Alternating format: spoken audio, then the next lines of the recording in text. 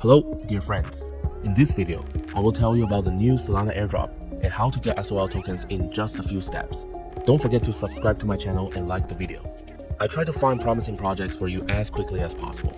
As you know, the world of crypto airdrops is amazing and rich, and you definitely shouldn't miss such events. So I will briefly tell you what this airdrop is and demonstrate the process of getting tokens using my own example.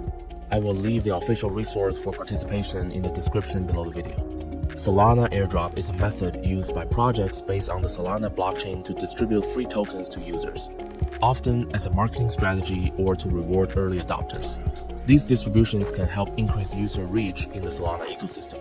Let's move on to getting tokens. The next step is to have Solana tokens in your balance to meet the activity criteria. In my case, I have $6,432 worth of Solana tokens in my wallet.